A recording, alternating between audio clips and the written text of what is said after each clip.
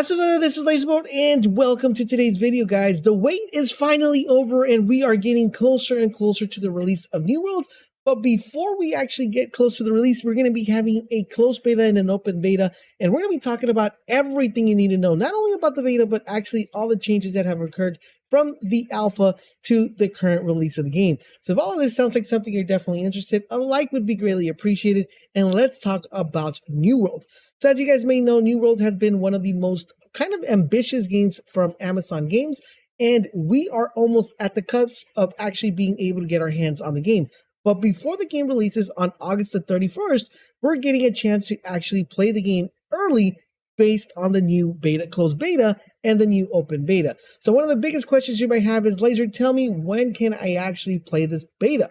So the beta is just a couple days away, guys. It starts on July the 20th all the way to August the 2nd. So it's about 13 days of open beta of closed beta that we're going to be able to have. After that, we should get an open beta. As of the date for the open beta, I'm not quite sure of, but we will be having an open beta coming very soon. Now, you're probably wondering, Laser, how do I get access to this, to the beta? How can I actually play it?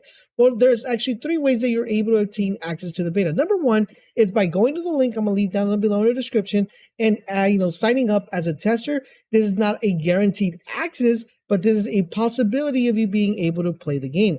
Number 2 is by pre-ordering the game on Amazon. So if you pre-order the game on Amazon, you're guaranteed access to the closed beta.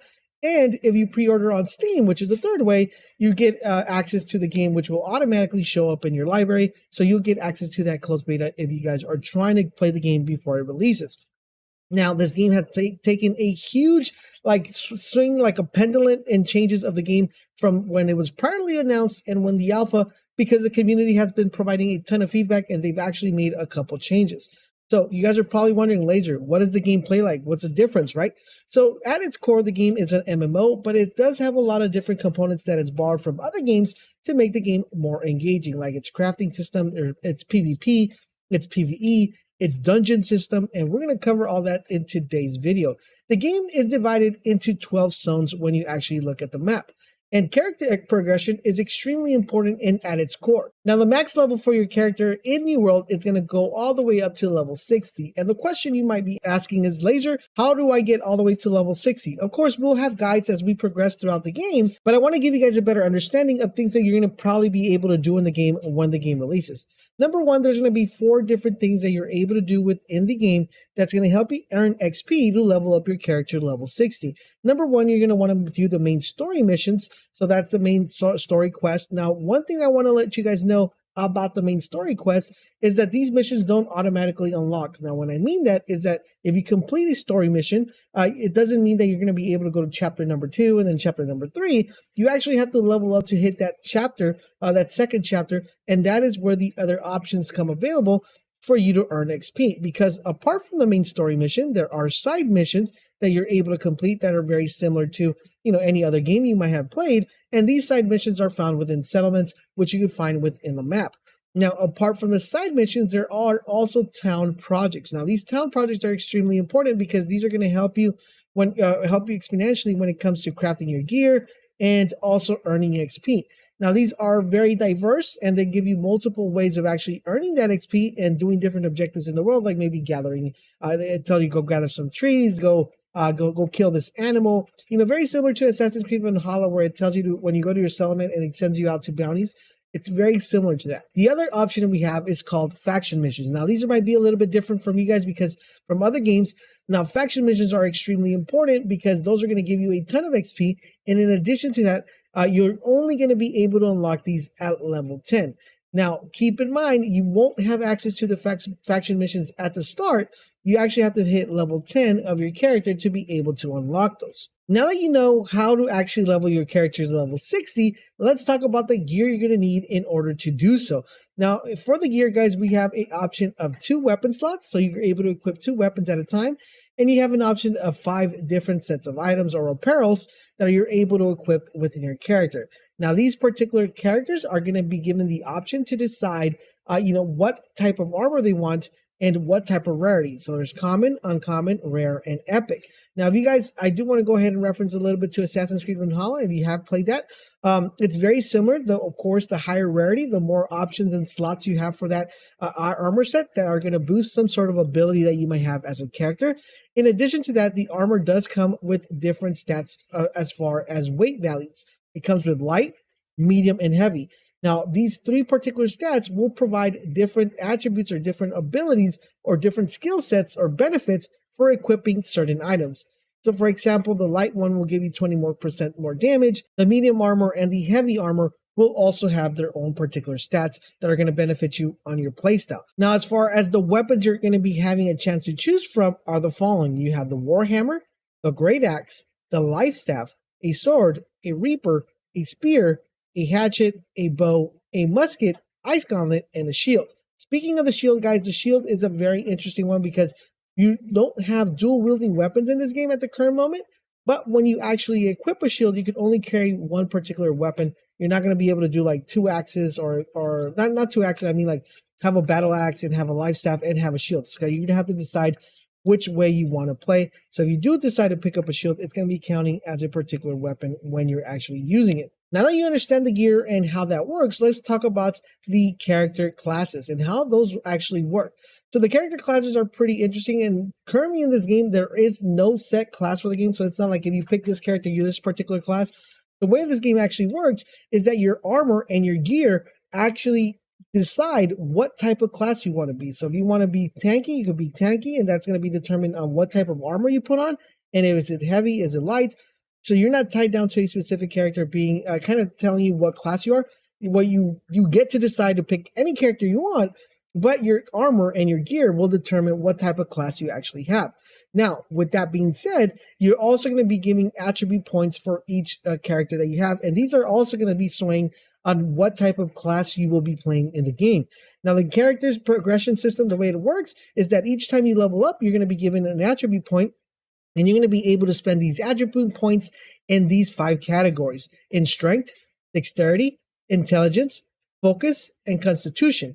Now, of course, these also tie down to how you want to play and how you want to approach the game. Of course, strength will make you a little bit more tanky and hit a little bit harder.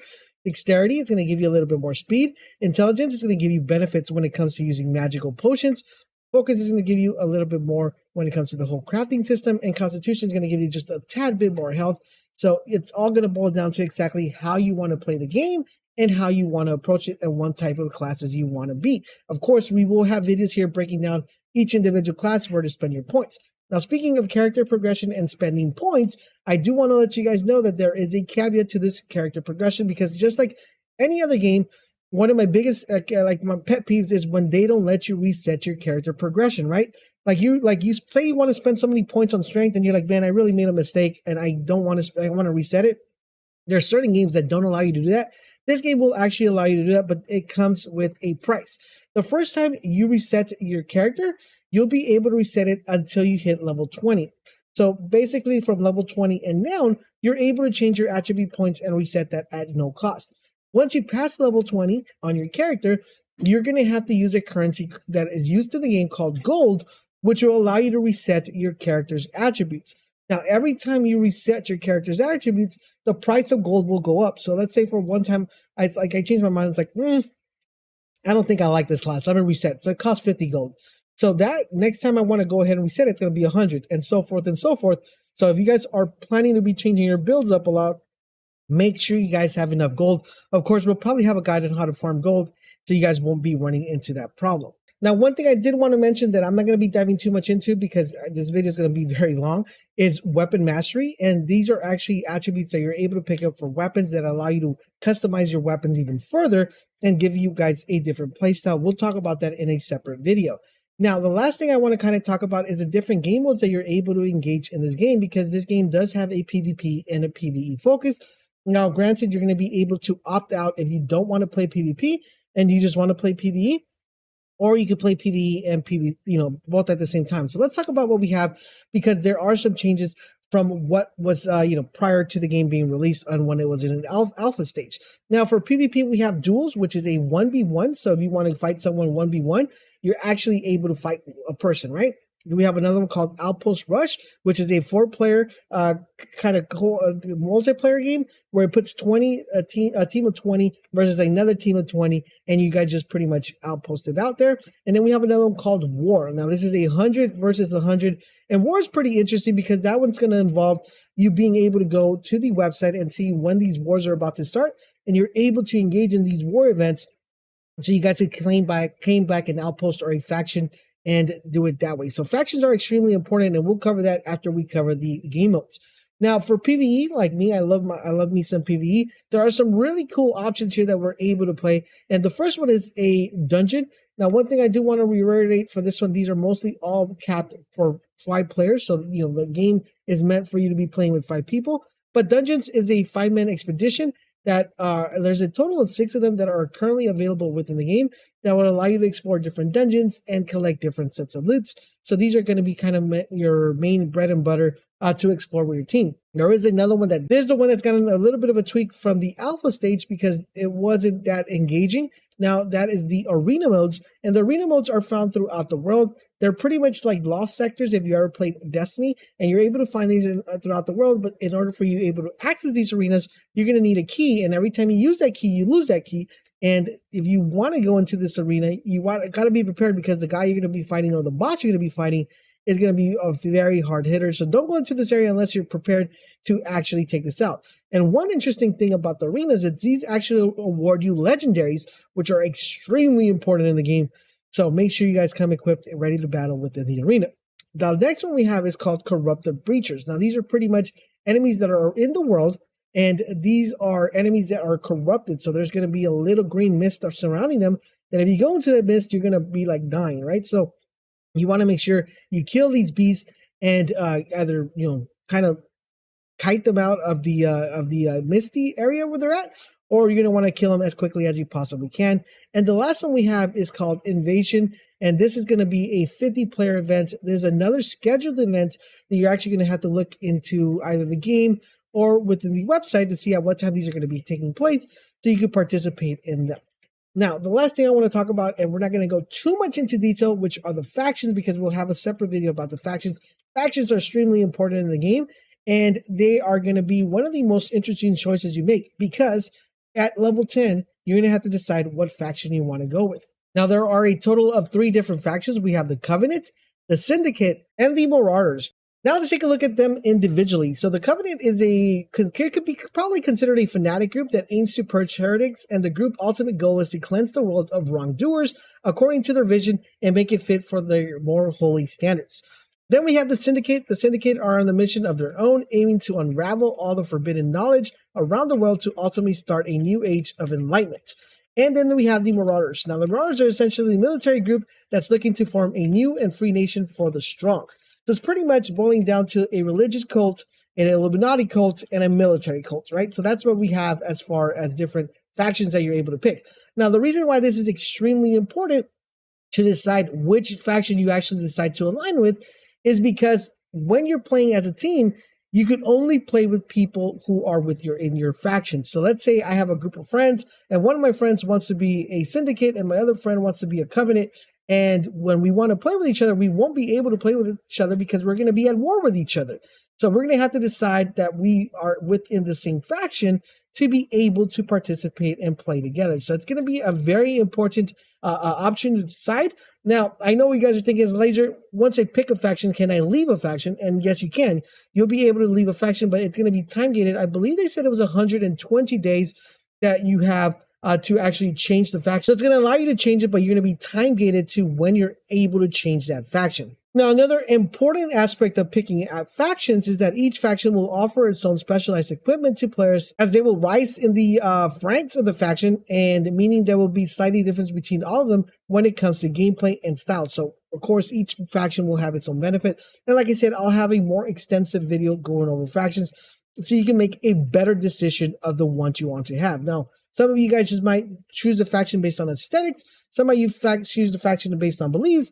And some of you just might choose a faction, whatever your friends decide to play with. So out of these 3 factions, which one so far do you guys think you're going to be picking? Now, I am extremely excited for the release of New World and can't wait to actually get my hands on the closed beta and play it and give you guys a couple more gameplay and more enlightenment when it comes to the actual game itself. I do hope you guys are excited as much as I am. If you are, do me a huge favor, guys, drop a comment, drop a like, and most importantly, subscribe to the channel so you guys won't miss our New World coverage. Thank you guys for watching, and I'll catch you guys on the next video.